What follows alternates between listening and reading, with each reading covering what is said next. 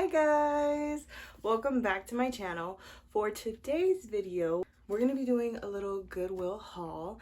I went to a couple Goodwills in Tampa when I went last weekend, and surprisingly, this is like the biggest. Well,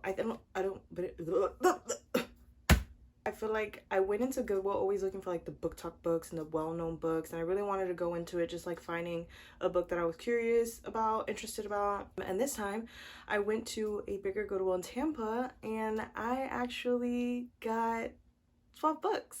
I technically got 10 books, and then I went to a Goodwill here when I got back and I found 2 more because like I couldn't stop myself. These are the 12 books and then the 2 that just fell. But yeah, let's get into it.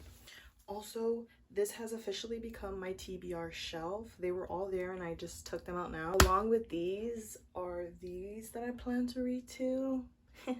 I used to have like 9 books on my TBR, and now I have, I don't even know, I didn't count them. But after adding these 12, this is pretty much stacked. Okay, so we're gonna be starting with the smaller books. If you would have told me I would have bought these, I would have been like, you're crazy. Because I feel like nowadays, including me, everyone wants their books to line at the same height and like be like the same size. And I feel like I'm kind of like that too. Because then it's like, if you have these small books, like it really just throws the whole shelf off. But I don't know. I really went in there and said, I'm gonna get a book, and came out with like 10 plus books.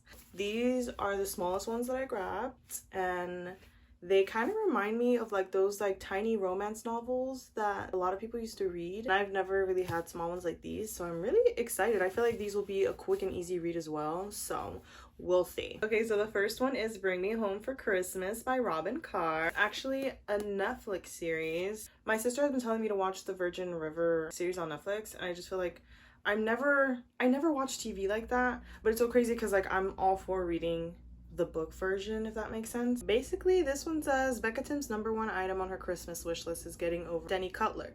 3 years ago, Denny broke her heart before heading off to war. It's time she got over her silly college relationship and moved on.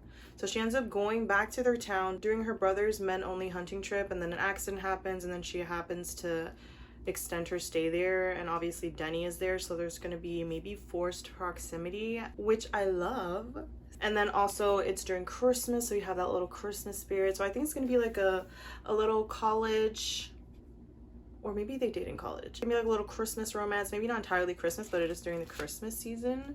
So I'm excited for this one. Next we have All Is Bright by Rayanne Thane. It was also giving Christmas vibes and like figure skating, so I'm like, ooh. Which, by the way, in the Goodwill, they literally have like a section where all these like little small Christmas books were there.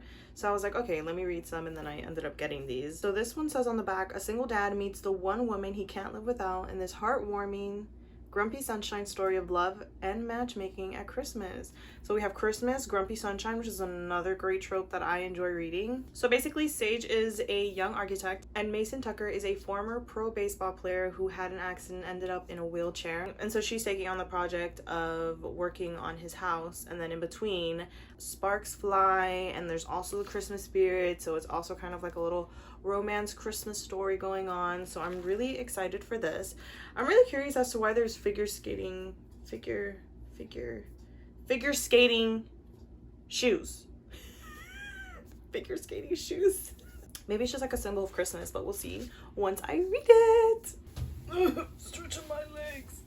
They fell asleep. Next we have Falling Stars by Fern Michaels. It's not just Santa Claus who's coming to town this Christmas. One of Hollywood's sexiest stars is too, in this sparkling holiday romance from #1 New York Times bestselling author Fern Michaels. So we got a little Christmas spirit. I think this is the 3rd book that I got that was during the Christmas season. Honestly, maybe I'll wait until Christmas season, or honestly, I'm gonna be doing the TBR thing prompt that a lot of people are doing now. So who knows if I'm gonna end up reading a Christmas book in the next coming months. So basically, Emily and her family have a ski resort that they operate, and she takes on clients to help train in skiing. One of her clients ends up being Zack Ryder, who's a famous Hollywood actor.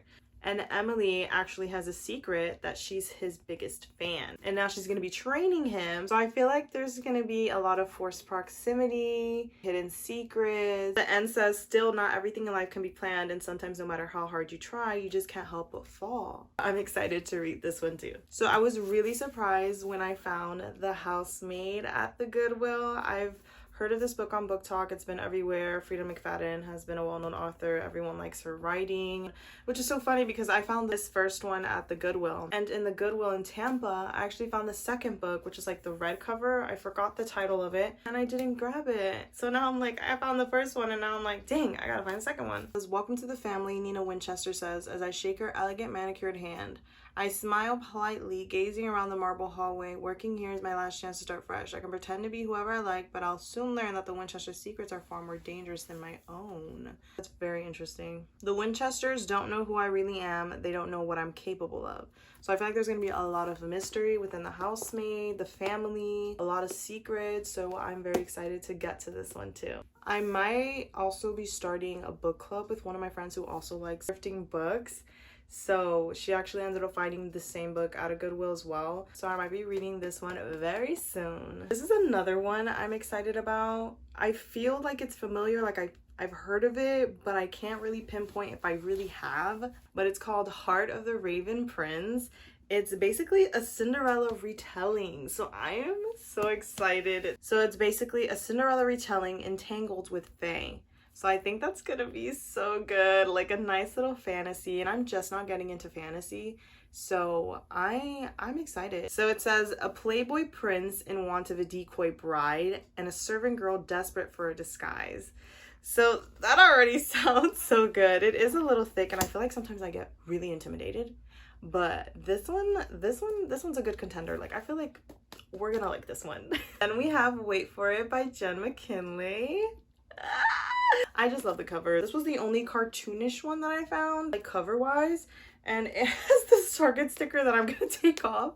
Just the cover alone sold me. You know what I mean? So it says, a woman looking for a new lease on life moves to Arizona, where she rents a guest house on a gorgeous property with a mysterious owner, a man who teaches her about resilience, courage, and ultimately true love in this funny, big-hearted novel about hope and healing. A guest house, mysterious owner, love, hope. Come on. This one's gonna be good. No way, stuck in a dreary Boston winter. I literally went to Boston in December and was dying to find like a book that took place in Boston, like in the cold. This would have been perfect. If it's in Boston, why are they in the pool though? It's probably very cold. Or maybe she moves out of Boston. Hold on. Just kidding. She was in Boston, but then moves to the Valley of the Sun, which is, I guess, where she rents the guest house from the mysterious owner. So yeah, super excited to read this one as well.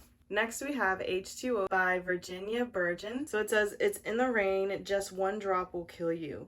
I feel like I've seen this book somewhere. Like it looks so familiar, and the sequel behind it, that's The Storm, looks familiar too. And like, I don't know where I've seen it, but I grabbed it this time because I was like, oh my god, like you can die from it just raining, or like the rain is contaminated. I'd be the first one to die. But look at the cover. I feel like it was so clever because the rain is contaminated, so it's like you can see through it. That's really cool. I think this is like a really good twist to a story. So it says, point 27 is a number Ruby hates. It's a number that marks the percentage of the population that survived. It's a number that means she's one of the lucky few still standing. And it's a number that says her father is probably dead. Against all odds, Ruby has survived the catastrophic onset of the killer rain. Oh my god, this one sounds really interesting. I really hope her dad's alive, because if she does this journey and he is dead, that would be so bad. But I'm really excited for this one, and I love the cover. Next we have The Last Flight by Julie Clark. I thought this one was interesting just by the cover. Like the black and red tones was pretty much giving.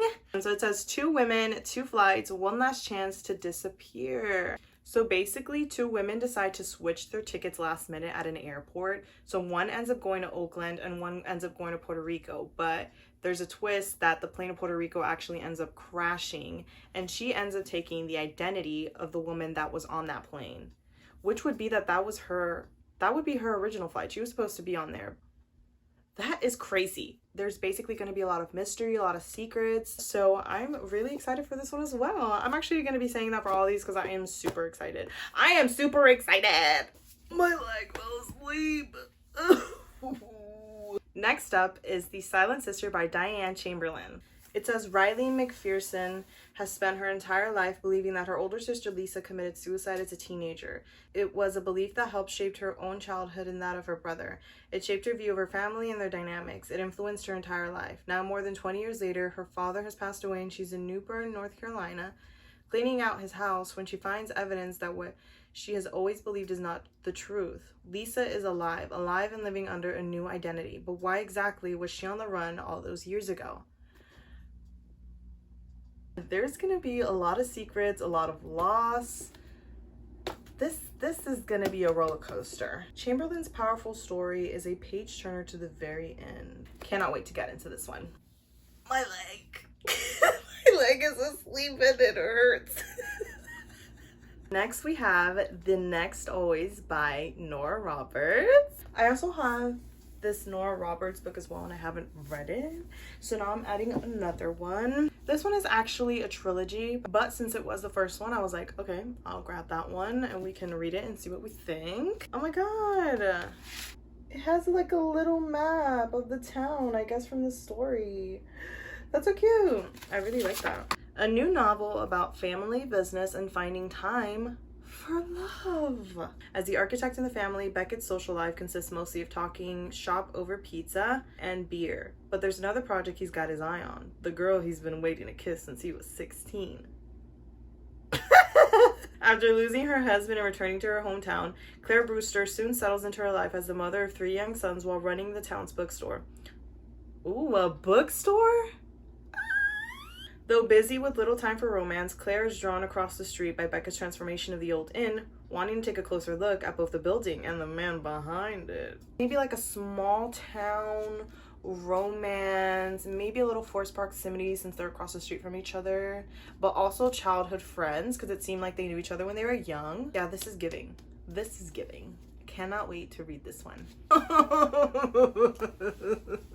Next we have The Futures by Anna Petoniak. In the summer of 2008, a young couple moved to New York City in search of success, only to learn that the lives they dream of come with dangerous strings attached. So it's going to be about love, secrets, moving together, college graduates, New York City. I love the feel of this book. It's not like focused on like the romance, but I feel it's also going to be focused on like life itself, you know, just in general, like the journey that life takes you on, I guess, is what I'm getting from this. So that's really exciting. Also, another Target sticker that I'm going to have to take off. And lastly, this one actually probably one of my favorite finds. It's Everything We Didn't Say by Nicole Bart. It has the Book of the Month logo. I've never tried Book of the Month, but I hear that it's really great. So I was very surprised to see this edition at the Goodwill. Also seems just like a very mysterious read. I think it's probably going to be a really good one. One night changed everything. Juniper Baker was 19 when her world was torn apart. As fireworks lit up the summer sky, her neighbors were brutally murdered right outside their barn, and to Juniper's horror, her younger brother became the prime suspect. In an instant, everything she loved fell away. She escaped, pledging never to return. Until now, officially, Juniper is back in town to help a friend, but really she's here to repair her relationship with her teenage daughter, the source of her deepest regret, and to solve the infamous Murphy murders. As history begins to repeat itself and a dodged local true crime podcaster starts sniffling around, the race to the truth puts past and present on a dangerous collision course. Except this time it's her daughter's life that hangs in the balance. Maybe like a mother-daughter reconciliation. Also a murder mystery, which I've never personally read in like a book. So I'm really excited for that because I usually watch murder mystery shows. I think it's gonna be a good read and I'm super excited. So these are all the books that I got from Goodwill. I'm super excited. I'm gonna be putting this in my TBR shelf now. And before this video ends, I'm gonna show you what my TBR looks like with these 12 books added onto them because it scares me a little bit. If I thought I couldn't finish the 9 books I had before. This is my TBR shelf now, and maybe it's not as full, but it is full to me because I only had like 9 books before and now I'm like, wow, I gotta read all of these books now. These are basically all the books that I have now. So that is it for today's video. Thank you guys so much for watching. Don't forget to like, comment, and subscribe, and I'll see you in the next one.